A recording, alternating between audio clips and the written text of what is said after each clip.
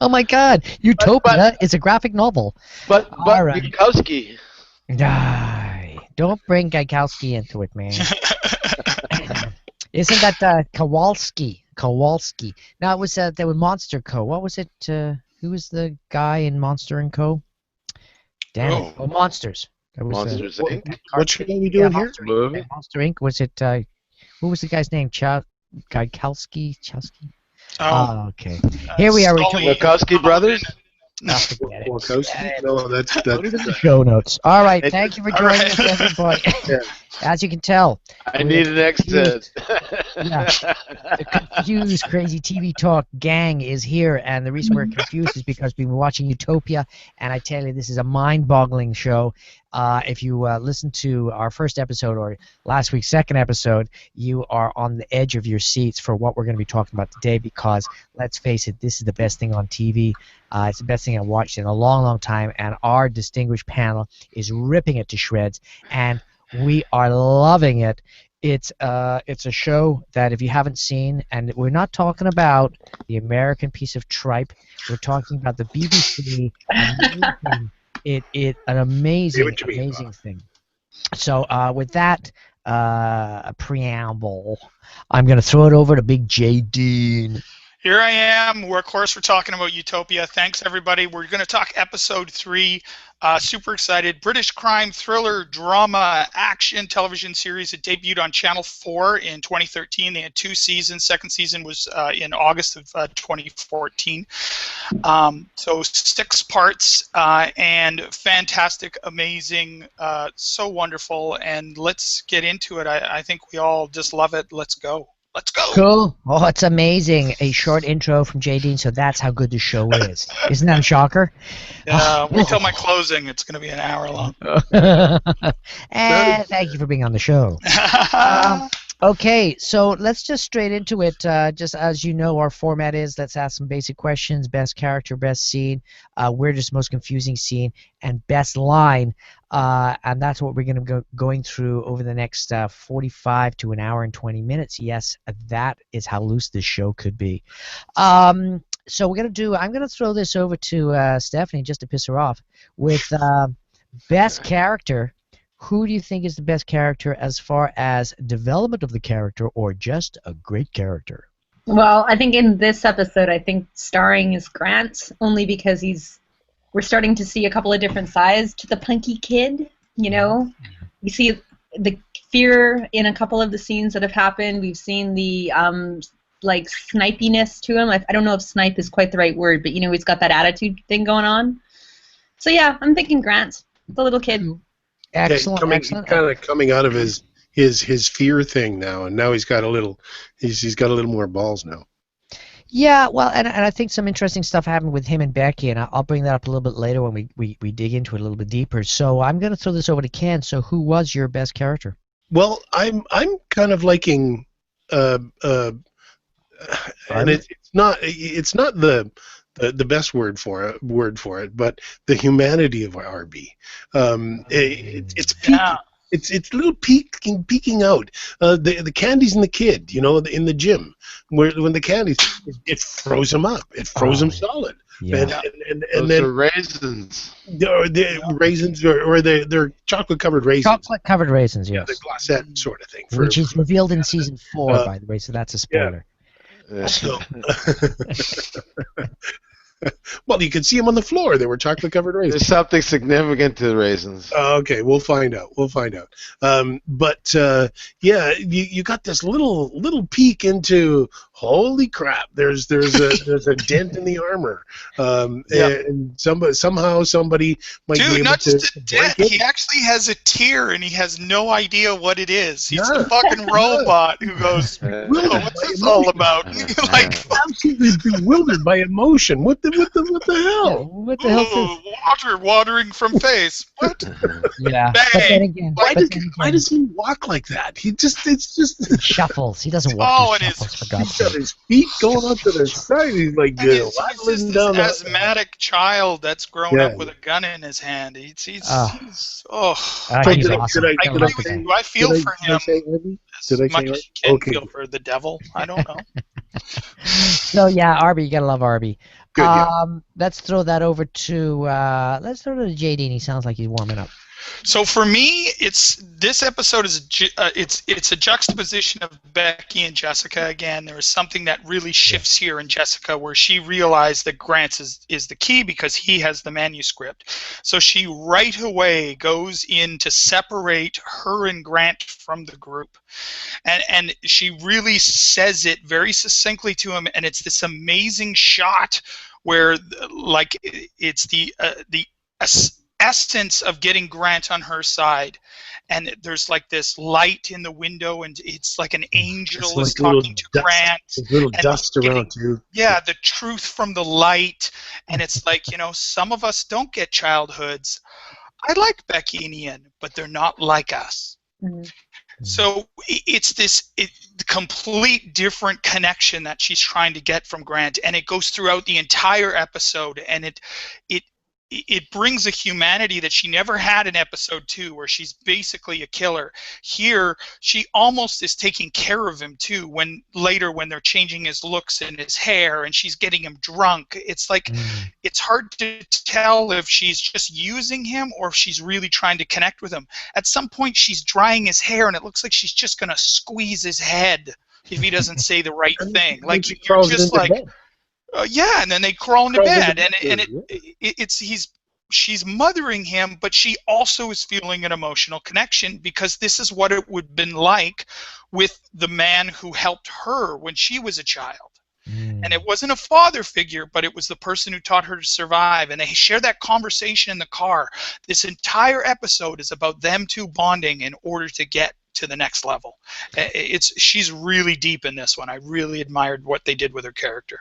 Well, you know what's interesting too? It's almost a counterpoint to what Jessica was doing with him in the previous show, right? It's like he gets seduced by Jessica, and now he's being seduced by Becky. It's it's a different type of seduction, but it is like the older woman with the younger boy, and I'm going to take care of you and all that type of stuff. So it was very, very interesting what was going on. And then there's a third woman, the young girl. So it's if you look at it that way, you step away and say, wow, this is a very, very, very interesting little piece of writing that's going on. Very subtle stuff, and I don't think a lot of people have picked up on that yet. Let's throw that over to Big Tony. We were talking about best character development. I think getting back to where Ken was at, Arby is affectation over killing that raisin kid. I think that's good old raisin kid. That's what he was handing out or holding out when he was threatening Grant. Whenever he was about to kill someone, it was the raisins. But it was the raisins that the kid accidentally spilled, thinking he was about to get killed, is what stopped him. And was it the kid that spilled? It stopped him only for a while. Well, when the kid sat in the middle of the room when he walked in that scene too, that whole scene, this is what led me to think about color themes, because that school where he was walking around, all this green. It's green everywhere, right? And you get color theme throughout this one, greens and blues. And we're jumping ahead, but Arby's affectation, right at that point where he stopped and looked at the kid. And then later on, he says, when he's talking to the fellow, we learn creepy a little bit about his. We learn a bit about his background, where he comes from, where are my parents. Oh, you don't have parents, but there's a line that he says. He says, I don't feel special. Yes. There's something. Yeah. Very you were part significant of a consignment from Bulgaria. Something. Bulgaria. Yeah. Oh man. Something about his origins that connects those raisins, and I bet that's going to come out. I think he's a cyborg. That's going to be revealed in season 25. It was like Pavlov's dog being trained to respond to Glossat raisins. Eventually they'll find out. Pull the trigger and kill the mannequin. Oh, here you go. Have a raisin.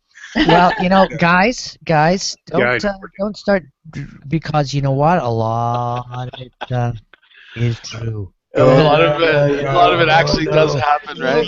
The darkest thing you can imagine, the darkest, most evil thing you can imagine that's happened to this guy, does. Oh yeah. Okay, so we've got Stephanie, J. Dean.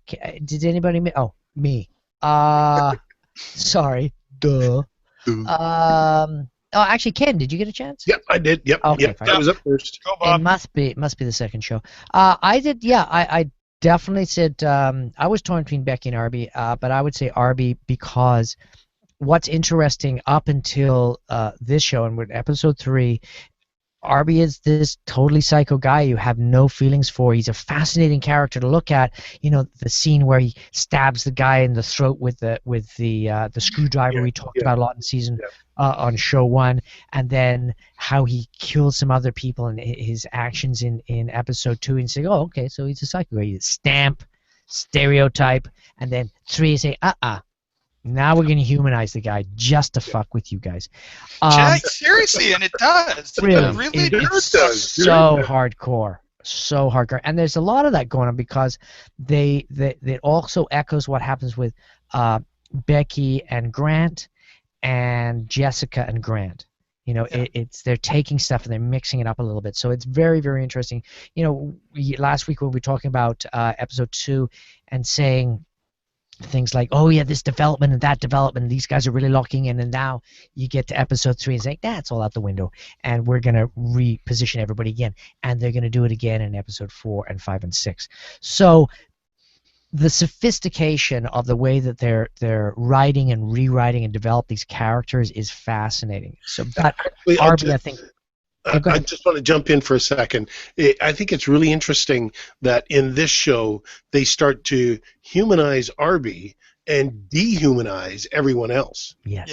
Yeah. And you know they're kind of they're bringing everybody to some midpoint or between, you know, the humans are getting ugly and the ugly people are getting human.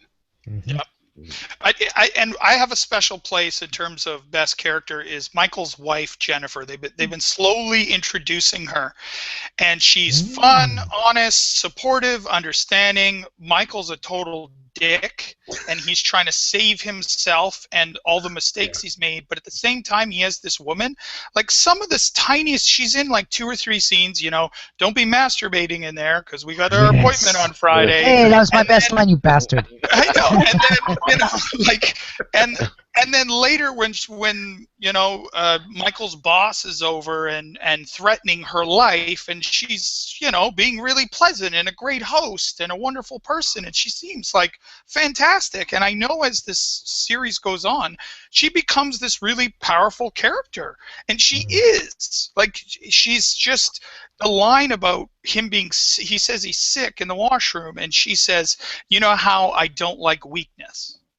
Like, that is such a subtle line to say about somebody who, is he weak for, you know, breaking down and being with this prostitute, but now he's trying to fix that by actually trying to figure out what's going on with the Russian flu vaccine and the small town, and he's become like spy politician, I don't know, like a spy civic leader.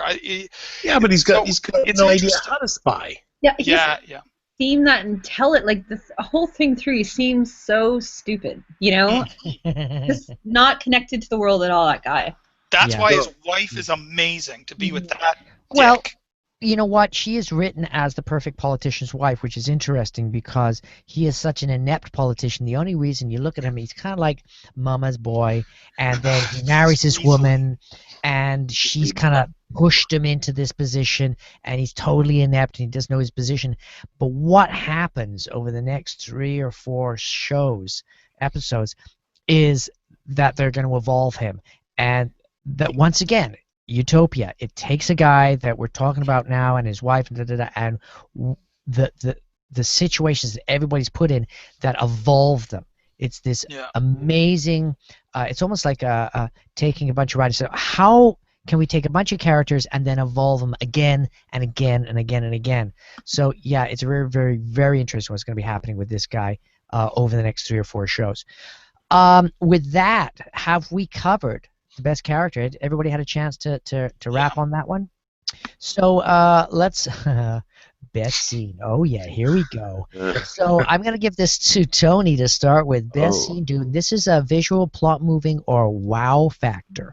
Go Tony, go Tony, go Tony. Well, I already covered the school auditorium. That was amazing, like those colors and the greens. But then they break into this house that has like these dark emerald greens with like yellow trim. It's like the yellow is the theme, like I think throughout, because like the title is in yellow. Yeah. But there are some really brilliant color contrasts throughout all of this photography. But the best scene for me gets, I think, there's the blues that follows Michael as he's following Dalton, like on the walls. But when Jessica's talking to Grant, JD already mentioned this, the light refraction. They had her set up in such a way when they started that shot, I'm wondering, it would look better if they changed the camera angle, did something or something, right? But then as I watched it, they did this intentionally. Like they must have spent like a good couple of hours just figuring this out over a period of days, even just to get this light right, because as they moved the camera closer and closer to her, and as she moved more and more towards Grant, giving drama in terms of like building the connection and what she was doing, but that the way the light, if Bob knows this better than anybody else, but you have to be very, very precise in order to get that refraction to fill up the screen in the way that it did. Like yeah, these okay, guys, you're talking about, yeah. These guys brought up protractors. They brought up protractors to measure the right angles. No, that was just done with the scrimmed out light on the background. But it was interesting that, and that's happened, that was in a series scene. It's basically the scenes where the camera's shooting straight into light and you're getting this refraction and flare, and what happens is you lose a lot of contrast, which is interesting because lack of contrast is very complimentary, very romantic, but the way it's shot, using an actually flaw in the lens, the ability for the lens to deal with it, it's basically you lose a lot of your blacks, and that softens it up. So it's kind of a really twisted way to make a romantic scene. It's very well done. It's interesting. And it isn't romantic. There's dirt in the air. It's really like a street kids version of the Blue Angel, like from Artificial Intelligence. It's that creature or something reaching out from the light to saying that this is the only truth you're going to have or you're going to see. It's really dark and it's kind of sinister, and she has her hands cradled in this way, like crossed, and she's like this, like she's almost in a lotus position, but you're like, oh, don't trust her. Like they had this great. That's the whole thing about her. And on the creepy factor. Yeah. The praying. I think even Grant knows that she has a hidden agenda. He doesn't really trust her after this, even. Oh man, I love it when you guys say stuff like this because you have no idea. Well, because she kind of redeemed herself to some degree when she had him stuff some of those papers into his shirt, though. I was going to say it's interesting with Grant again, coming back to how important it is to kind of go back into episodes.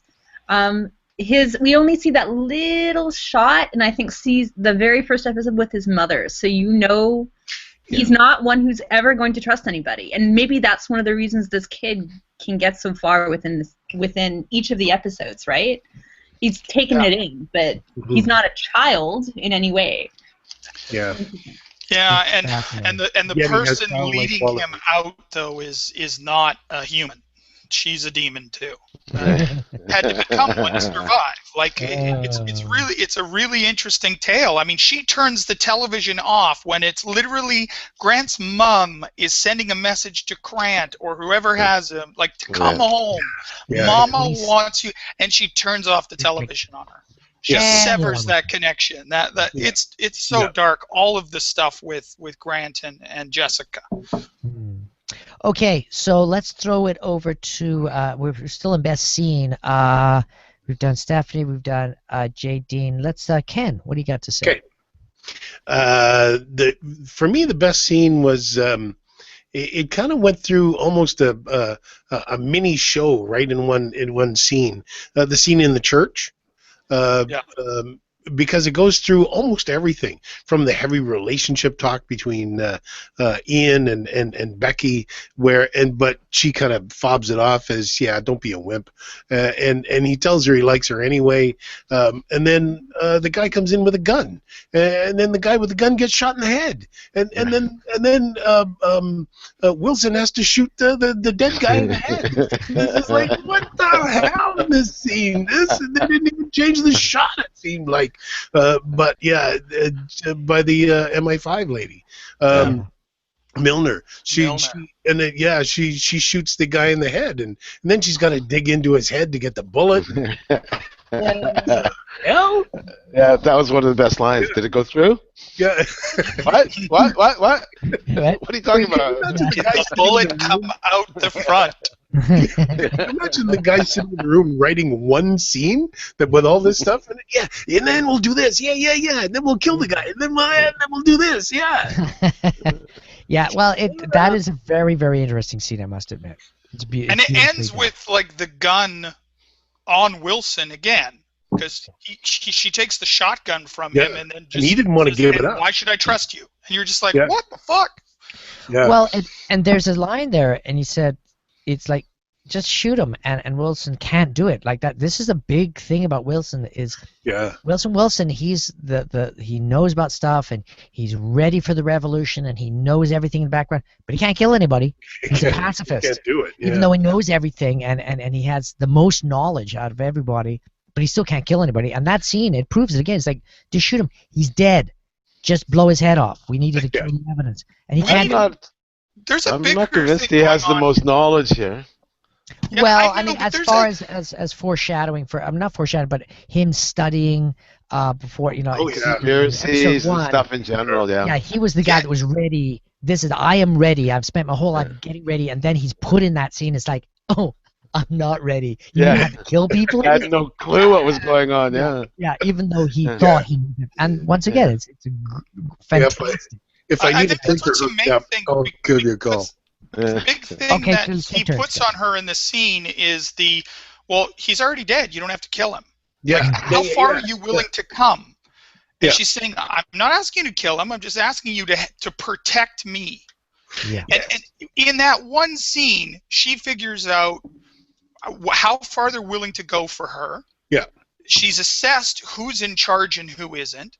Like, she does an amazing job as an agent in that scene to kill somebody, to protect her crime, to have somebody willing to drop themselves on the grenade to help her. Like, all in like that one scene, she's played everybody to, she's the hero. I'm the new hero. I'm the new person in charge. Jessica's in here, boom, it's me. And then she takes their gun away. Yes. Yes, but it's handed to her, right? But but Wilson was pretty reluctant to kind of give it up. He was still hanging on to it, and she's trying to drag it away from him. So Well, also you remember she is the first person that's been introduced to this group that represents society's norm for authority. She's the CIA. She represents authority, and you guys should believe me. And just give up all your weapons. Let me tell you what to do. Yeah, I'm MI5. I'm your secret government. MI5. Yeah. But it's kind of been like, oh, hang on. This show, maybe they're setting us up for something. And guess what? Yeah. Next 2 episodes, totally set you up. So, with that little foreshadowing there, I'm going to throw it over to Tony for what was your best scene? Not Tony, to JD. So for me, you guys have mentioned them already, so I'll go with somebody a bit different, and that is when Milner tells the story of Mr. Rabbit. And the scene is a weird juxtaposition, and I know it's, and the reason it's another foreshadowing thing going to further in the series. So she stands there, and there's this really weird crane shot, and she begins to tell the story of Mr. Rabbit, and it reminded me of so many other movies about the boogeyman, The Shadow or Kaiser Soze, and she's just basically telling this story, but the whole time the crane rises up off of her, and they're just shooting a camper. this dilapidated camper, and you're like, you know, that's going to mean something at some point, I guess. I don't understand, but and it's this elaborate story that, you know, and at the end there were 265 people dead on 3 continents, and it's like, oh, and you know how many lines are in the character Mr. Rabbit? Do you know how painful that, like, just it's not just how she said it, it's the way they shot it. They focused on an inanimate object when all the emotion happens. It's something like such a great setup where you're like, is that significant or not significant? It has to be, because why did you just fucking crane off what's going on? So it could almost slip into weirdest and confusing, but it's such a powerful story about what Mr. Rabbit is willing to do. Well, you know what's interesting here, and I think this is once again them looking at the sitting down in the room when they're organized, says, okay, we understand the people that are watching the show are going to be analyzing by this point and looking on an intellectual level. So how can we mess with them and take a shot that really means nothing and put the whole production budget on that shot to fuck people up? And really, we're never coming back to this trailer. Or are they not doing that? Really, it's that is the level of sophistication of the sneakiness and the weirdness the writers and the production people are doing. It's like we're doing shots where we're ending episode 2 with a garage going down and then a sound effect. That's the shot. And where in the school scene where he decides. When Arby decides to kill the kid, you never see that. It just pans out and boom, you hear the gunshot. So once again, they've done that similar scene. So for them to spend all this time and energy and money on this amazing crane shot must mean something. Or is it, or are they just bamboozling you? That's the level that the show's at. And once again, for people that are discovering this talk and haven't watched Utopia, the BBC production, not the silly American stuff, really, you've got to be very wary. Even if you think you're the best watcher and a sophisticated watcher like most of us are, this show takes you off your knees all the time, and that's what's worth watching it. How many times can they throw you off? Just the intro to that scene at the school where he's in the bathroom, and then you realize that those are tiny urinals and toilets, and like, oh my god, he's in a grade school. Arby's in a fucking grade school. Like, it just immediately you go, this not good. No. This is not going to be a good thing. Yeah, they don't have vending machine. Yes, like, and just the questions and the way he asks. So, how many people are here? So, and the guy's just telling a story. Regular person in the regular world. You're the principal. Well, there's a few people in class here. The blang. It's it's. I would say for me, this is the best scene. The reason is, it's no way when they reshoot this script in the States that this scene will exist, because this is what happens for real in the United States. 26 times has happened in the United States. Person just like Arby has gone into a school, talked to the principal, and then murdered X amount of people before being murdered or taken away in a wagon. And it's way too close to home. And we talked about this last week, is the psychology of watching this show and how deeply damaging it can be to people's psyche that are not prepared for the truth in these shows. This is how this stuff goes down. You get to see it CNN style, where there's like 15 armed officers and there's all these ambulances and stuff like. No, and there's it's a horrible thing. No, that's not what happened. You're looking at the aftermath. What happened is a guy like Arby walks into a school, talks amiably to people, gets information, and then murders a bunch of people in a calm, efficient way. The scene where the camera never leaves the entrance room. Yeah. He goes in and it's kablam, kablam, kablam, and then he walks out, reloads the gun, and goes into another door. And that's when they cut. It's brutal watching that show, because it's so real. And this is, I think, one of the hallmarks of the show. It's brutally real, and for me, it's some of the best stuff that's out there for people to check out. it's just mind blowing. And I'm talking about like, okay, that's a horrible scene.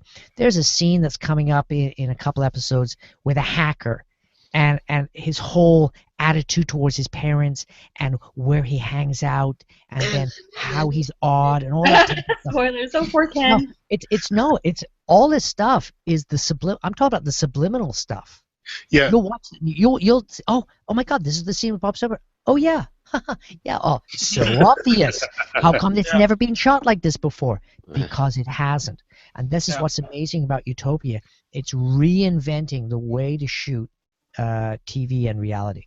So, anyways, so for me, that's my bit for the best scene. We're gonna jump right in. Everybody's had. I just want a real quick best scene. Other best scene. It's very quick. Where the Wilson and Ian are sitting there trying to figure out how to call the MI5 lady. And that's hilarious. And then Becky comes in. Well, why don't you just call him? Yeah. Call MI5. And then the next thing is him picking up the phone. That was very cool. It is funny. Yeah, that is actually well it'll come back because that's one of my best lines. Somebody else has picked up on it too. So we're gonna go from best scene. We're gonna go to weirdest, most confusing scene, and that's visual, plot, moving, and wow factor. Very similar to best scene, but weirdest scene because this show deserves a second round of what is the weirdest scene, and I'm gonna throw this to J.D. to start.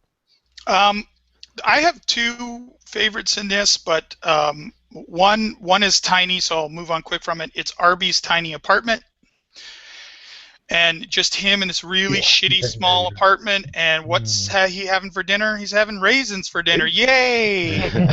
Hey, Arby, way to reinforce your psychosis, you mental patient.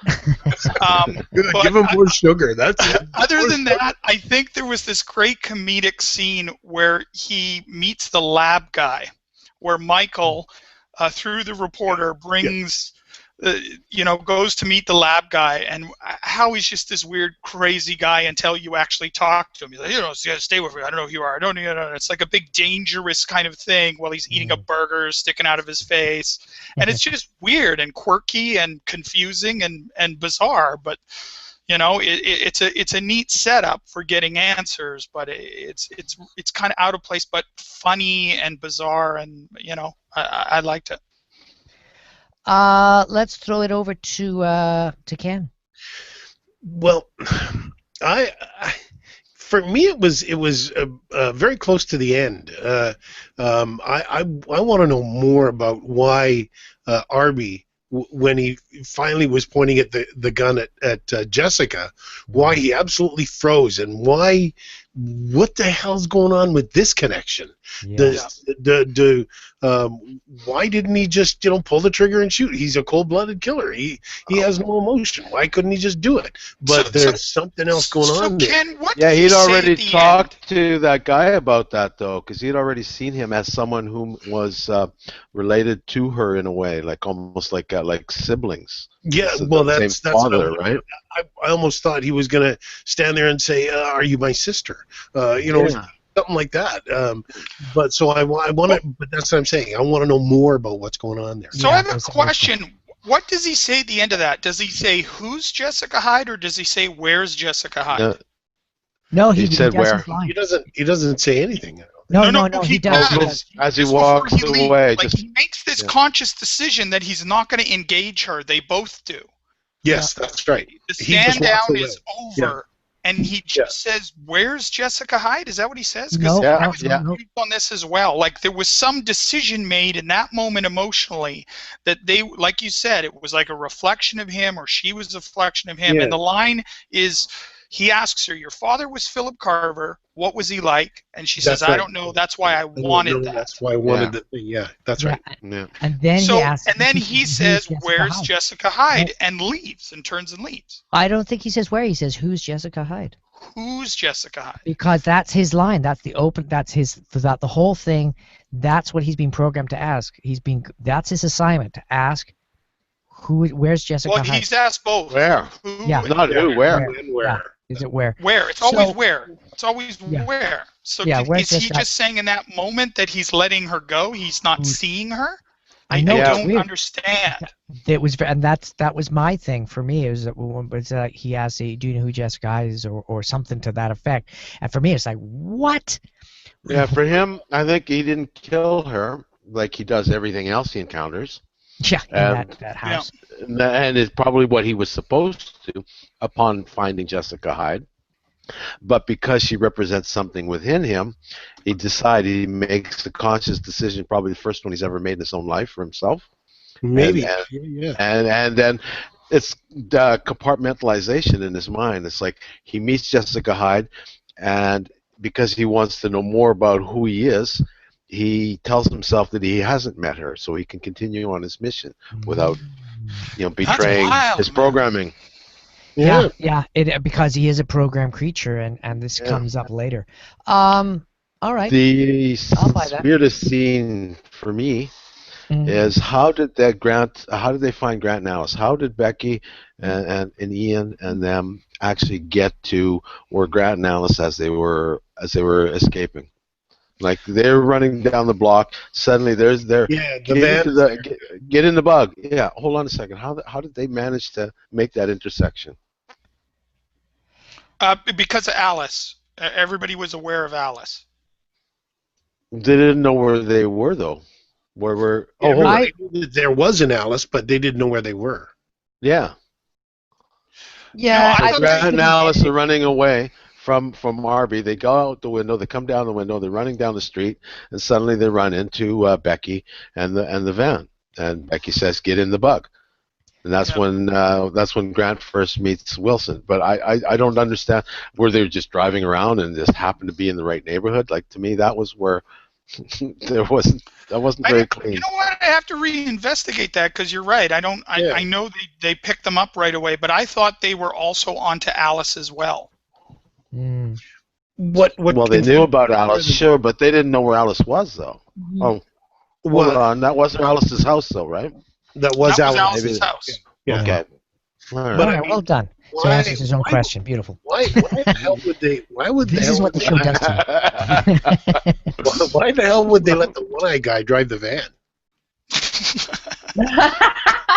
Yeah. Well, Becky was in the back, but Wilson, he's just leaned over that steering wheel, and he's just trying to go for it, find his way. Well, you know what's you're interesting? In a hurry.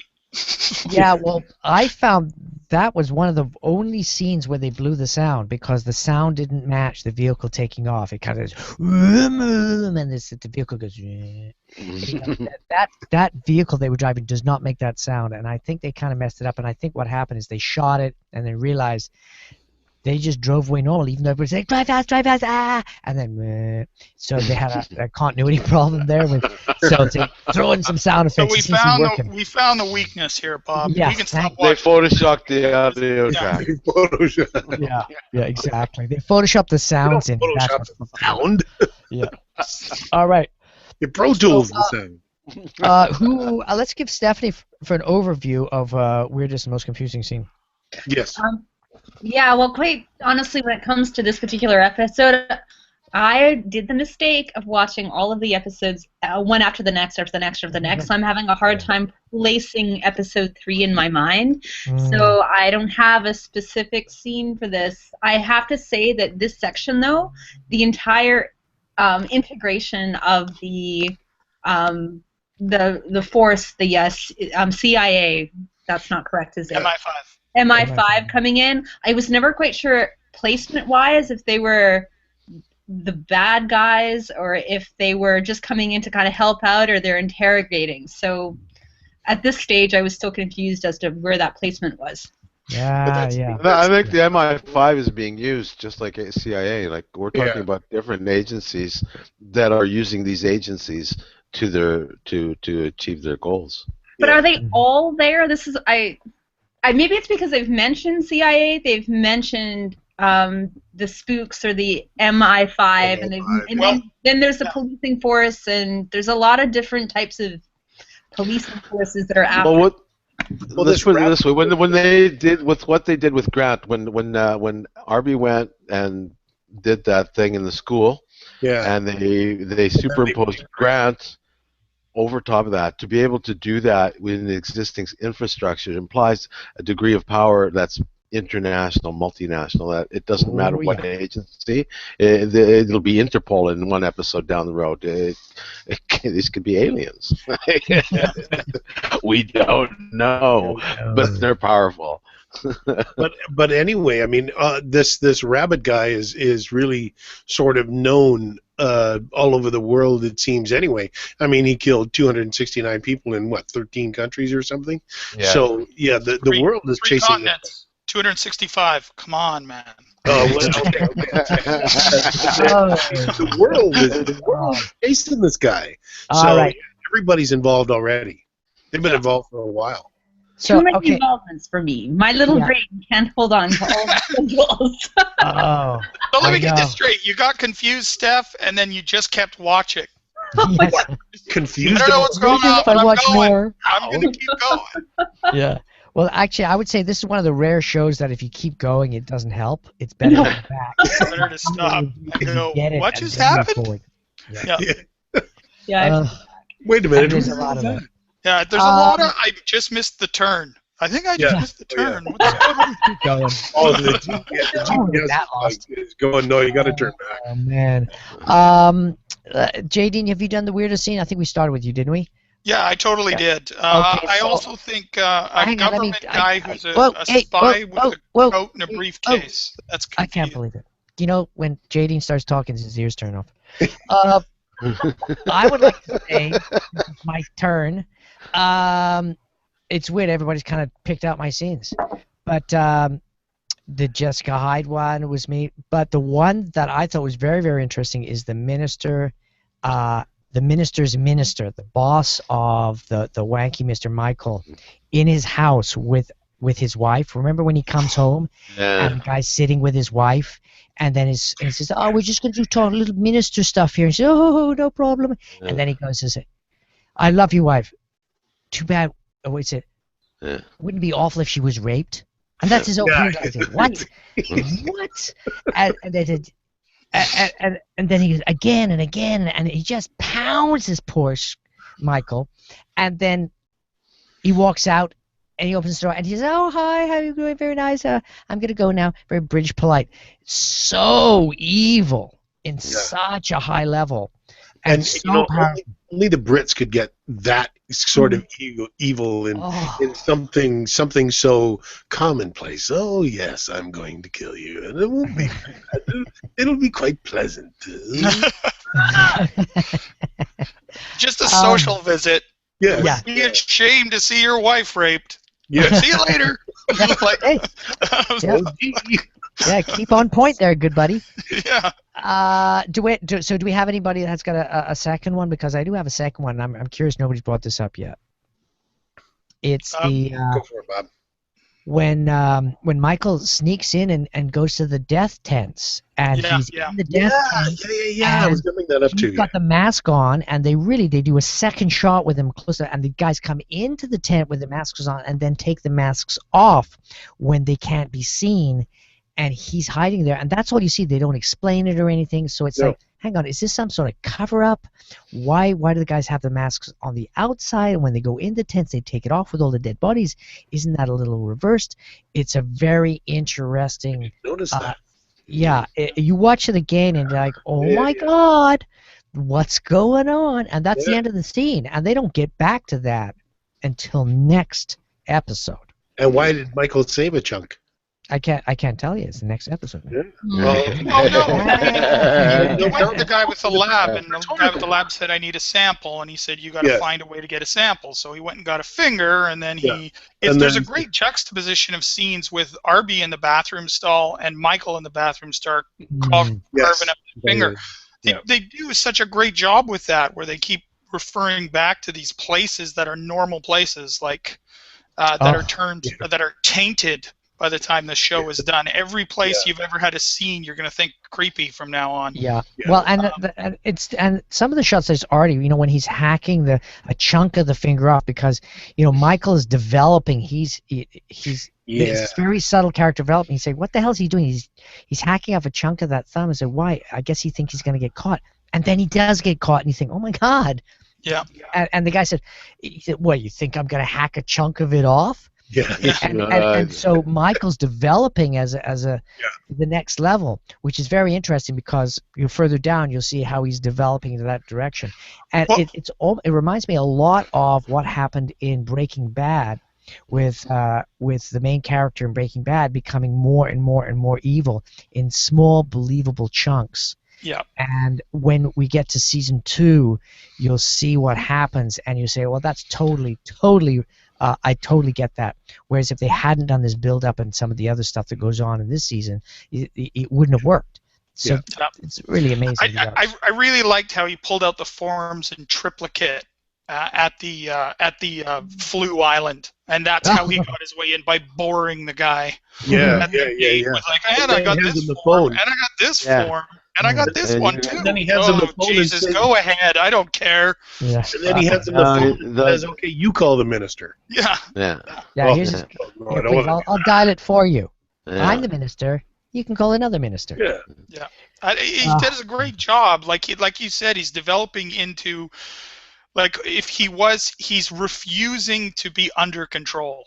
And that's an amazing, that's what it's always about. Every scene is about who's in control and who's not. They do this again and again. It seems like he's on the edge of out of control constantly, though. And I mean, he's just barely holding it together, and then he comes out on top somehow. Well, the thing with this character, which is fascinating, is when you're introduced to him, he's barely together when he's got a normal job. Yeah. And he's just had an extramarital affair. It's like, okay, so not a big character development, blah, and it's just like you're pounding this guy, and how that changes and warps the guy and makes a difference. Pulling it out somehow. All right, let's move on to best line. And I'm going to throw this one. Steffi, do you have a best line in there? I do, actually, this time. And I'm trying to remember.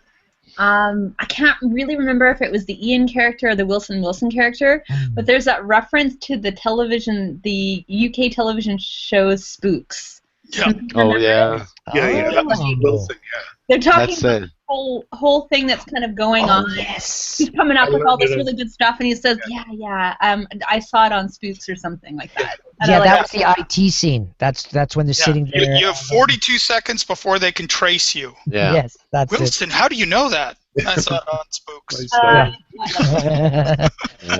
Yeah. It's like, we're not really good at what we're doing, but we sound good. Yeah. Again, it's another reference from their reality of television versus Jessica reality of reality. Yeah, and that whole 42 seconds that really gets blown as a myth, because as they leave, which must have been like 10 seconds later, the car that they wanted to be hiding from is pulling up behind them and starts following them. Yeah. So, by the time they were probably even there before they even picked up the phone. I just thought it was also so neat because Wilson is so, like, he's a guy who knows all this stuff, right? Like, but does he really know all this stuff, or does he just watch TV a lot? You know, I mean, neat. He believes them. He believes and writes down the myth of it all. Yeah. Okay, well, that was an awesome one, Stephanie. Thank you. Let's go to Tony. What do you got for your best line? Grant discovers after he's going through all of this that he says to Jessica, "Am I going to be normal after this?" And Jessica says, "Let's drink some booze." Yes. That's a good. That's an awful evil line. Yes. Love that scene. Nice. Let's go to Jay Dean. Jeez. Choose from. Let me think. Come on, pick just one. I'm just trying to pick a super good one. I guess it's Wilson leading up into them trying to get the email to MI5 to talk to Milner. Yeah. And Wilson says, "You're an IT consultant, Ian. If I want to know how to make a printer work, I'll let you know." Yes. That was mine. I can't believe he did it again. Beautiful. Sorry. Ken.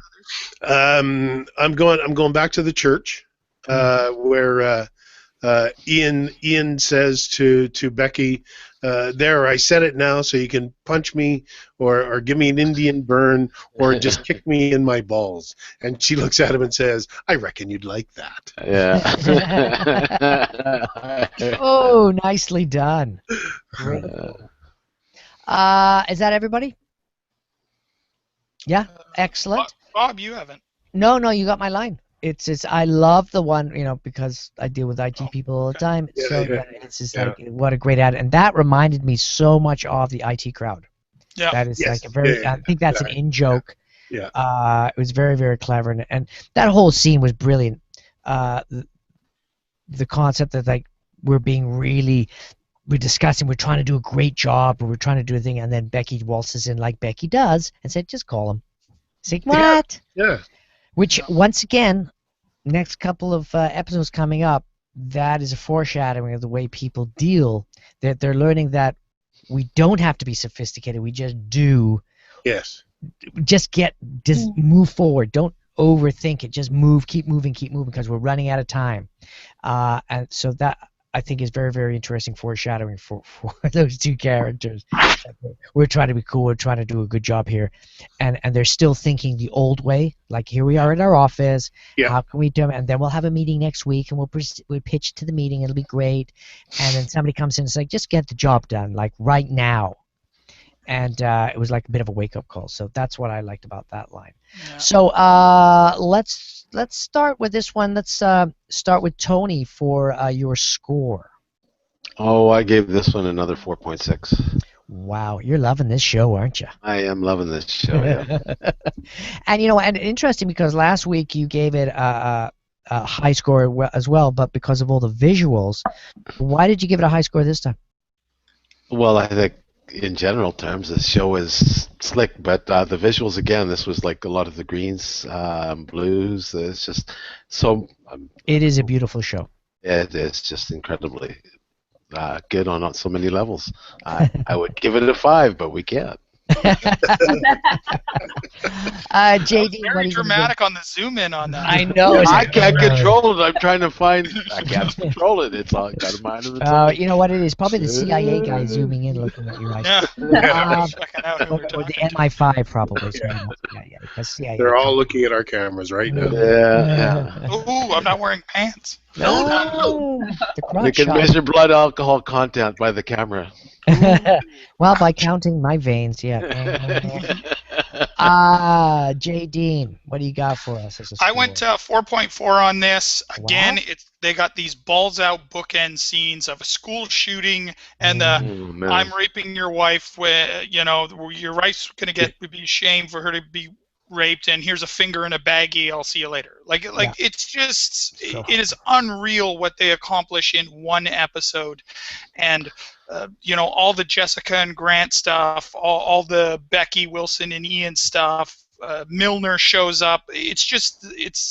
Everything is happening all at once, all the time. This is the kind of intensity that I love in a show. It was so good. 4.4. Yeah, you turn your eyes for 10 seconds and you've missed a lot. Yeah. Yes. Yeah. Oh no, you got to read. No. I gotta go back. The phone rang and I was distracted for an instant. Yeah.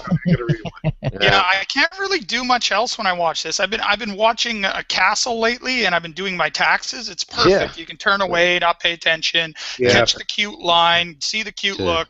You're done.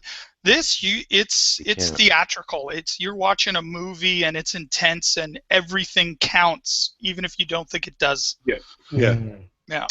I think Ken, have you scored it yet? No, I haven't scored it yet. I'm moving up in the ratings. This time I'm with Jay Dean. It's a 4.4. You guys are running out of numbers, and we're on the third show, guys. No, I'm not at Tony's numbers. But maybe we could just start a new bar from we'll drop 1, 2, and 3, and we'll start grading it from 4 to 8. I mean, I could give it a 4.4 just purely on the forced scene shots. The way they shot it. I mean, it was half sky. I mean, you couldn't even see their feet. Oh, yeah. And the sound of that. There's some postcard shots in that. brilliant green shots. Yeah, the sound of the what is that thing? It's not a fan. What is it called? Windmill. When they're in the forest, there's the sound of the. It's the power generators. They go. Yeah. Yeah. What are those called? Yeah. Am I crazy? They're And the wind lighting through the generators. trees, that was amazing. Yeah. It's. I mean, just, they had to wait for absolute magic hour to shoot that. Yeah. Mm-hmm. And and that was a very weird scene because that's the first time you've kind of seen him in that type of scenario, and it's like, why did they go there? And they're just so innocent. It's green. It matched the theme of the show. No. I can't remember what they said in that. Well, it was basically them just trying to, regroup and make a decision, and they didn't trust cars. They were so paranoid at that part, and this person is the MI5 person, so she's a big spy. Where could we go? Let's go to a forest somewhere. That's got to be safe. Yeah. It's all of the conversation. And the first thing she says to them in that field, though, the first thing she says is, I can't help you out there in that world. Mm-hmm. I can't. I'm not MI5 here. I'm on the run like you almost. Like so, they're outside in the woods like babes. That's exactly what that scene is. Yep. Yeah. It's brilliantly done. Yeah. Somebody's playing chess with the world, and everybody so far that we've run into is a pawn. Yeah. Yeah. Yeah. It is definitely. It's locals realizing it's a global situation. Yeah. Oops. Steffi. Okay, so I definitely need to go back and watch this episode because there's tons I missed. Now, thank you very much for helping me understand it. But I'm going to say when I go back, it'll probably be a 4-0. That's what I think it's going to be. Wow. That's awesome. I gave it a very, very solid 4.2. I didn't want to give it a 4.3 because, let's face it, I've watched the rest of the season, and I just need leg room. I need room. You're saying it does get better then. There is stuff that's coming up, guys, where you're like, what? No way. There's this one scene.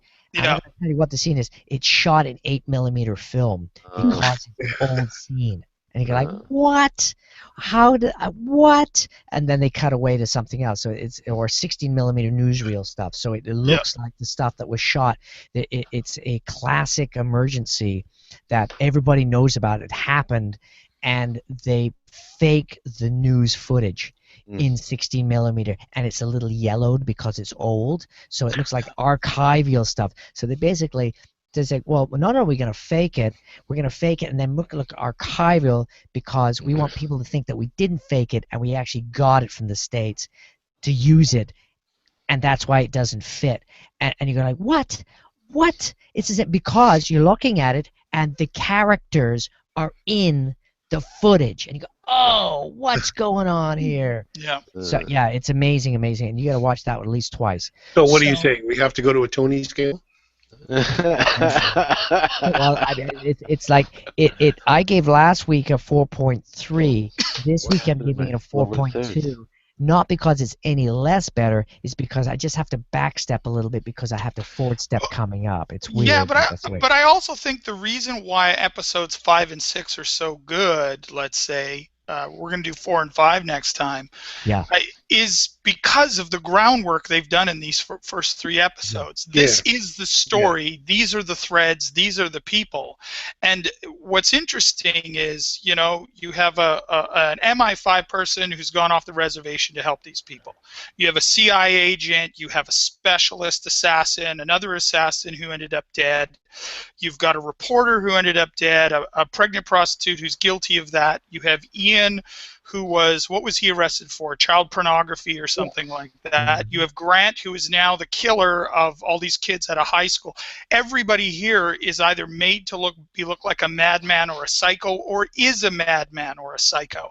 Or, in upcoming episodes, not that at all. Yes, What? Oh my God, I can't believe that person's fake. Which is why it works, because they developed this for these 3 episodes. These 3 episodes are the core foundation that they've built on, and now they're just going to start weaving some magic. So I hear what you're saying. I know I'm going to run out of room, but we said 4.9 is okay, right? Yeah. Actually, 4.9.9 is as high as you can get. Okay, guys. I got a little room. I got some runoff room. I'm gonna make it. It's going to become like the Olympics, 1/1000th of a second here. An infinite number of spaces between 4.9 and 5. Yeah, exactly. You know, We will never funny reach thing it. is after listening to this, after listening to you guys talk for the last hour, I realized I didn't even see the same shit. Ken, I'm with you. I'm really serious. Yeah. How come I don't have those guys' drugs? Oh my God, that's so unfair. Really, pass that around, will you? All right. I think I just want to add one other thing into it that I'm finding really interesting. The soundtrack. No one's really talked about the soundtrack of the show, but not only is it absolutely beautiful, but it actually weaves into they're using sound in some interesting ways, but they're also using it in the script. Call out to certain things. So I'm going to be going back and watching for the scenery layer, the character layer, the sound layer. Yeah, it's good to describe it as a sound layer because we're talking not just music or typical kind of audio tracks, but they use little sounds that you like the wind whistling through the trees. They enhance that and build that into the story. That's just wonderfully. It's very interesting, and something we've never mentioned, and I just realized it, is, and we talked about this 2 weeks ago, is the yellow bag of death. Yeah. And that bag appears. Holy crap! And we totally missed it, and that's how much is going on. But yeah, the yellow bag of death, and it's like this little treat bag. You bring it. What weapon of death comes out? And the first opening scene of the first episode, the weapon of death is a basically a gas pipe, piece of gas, but it's got a bicycle handle on it, so it won't, so the guy's got a good grip. And then the second time somebody does exactly the same, it's basically the same shot, different scene. He pulls out the gas canister, and but where did what he was in when he was in the school? There was that's the thing. He left it in the washroom. In the third episode, it doesn't appear. It's not in the third episode. You watch the whole third episode. The yellow basket is not there. But the yellow color is. It's there. It's there. Oh, right at the beginning when he goes to the sitting in the washroom. Yeah. And then it never returns. It's interesting. So why didn't it return? No, the bag was sitting in the auditorium right as he walking around the school. And then later on, when he was in the bathroom. Okay, you're right, but you don't see the shot of him going into. No, he doesn't touch it or anything. No, it's just there. Yeah. If we had not seen the connection between him and the bag in previous episodes, it would have no meaning. Well, yeah, but basically the bag of death means if the bag appears in the scene, people will die. Yeah. That he didn't reach in and pull out the gun. Which would be really cool. And maybe they shot it and just didn't work. I think that's an interesting thing that's moving forward. So when you're watching all our listeners and the panel episodes 4 and 5, look for the bag of death because it's an ongoing theme. If he pulls a bazooka out of that thing, That's not subtle enough for these guys. Does he pull a syringe out? Does he pull a piece of rope out? What's going on? It strikes me as one of those bags that has like infinite space. Yes, exactly. It's a Doctor Who bag. Yeah. Shoehorn in there, and I'm not sure what he's doing. I mean, if the British were really, really good, the bag would turn up in a Doctor Who show. Yeah. You wait. Traveling gnome. Maybe Mr. Rabbit pops out of it at the end. Oh, Mr. Rabbit pops out, and he pops out in a big way. Hey. So, guns a blazing, right? Oh, look at that teasing. Oh, okay, you guys. We're going to wrap this show up. Thank you for our distinguished yet confused panel. It was awesome having you on again today. Just such an amazing show. If you've been following, you can watch. Being confused. Basically, watch an episode of Utopia. Tune in, watch the show, or listen to the podcast. It's up by the time you discover this. really, it's a type of show. It doesn't matter. You watch an episode, you listen to us, you want to watch that episode again because there's so much in it. It reminds me so much of Breaking Bad when Marcella and I just started the show. One of the motivations for starting Crazy TV Talk was the program Breaking Bad, because there was scenes like this, and you'd watch it, you talk about it, and then you want to watch it again. And this Utopia show, I would say, is even better than Breaking Bad in the ability to intellectualize it, talk about it, and then watch it and being as entertaining or even more entertaining the second time around, finding all the amazing amount of Easter eggs in the show. And with that overblown explanation, I'm going to throw it over to JD to wrap that sucker up. Thanks again, Steph, for coming by. Thank you, Ken. Thank you, Tony. And thanks, Bob. Another super great show. I totally agree with you. I think it's better than Breaking Bad just because doing the complex stuff they're doing in 6 episodes and the rewatchability is phenomenal. Of course, check us out, folks, on iTunes. Rate and review us. We need you to tell us how we are and what we do and what you like and what you hate. We love that kind of stuff. Same on Stitcher.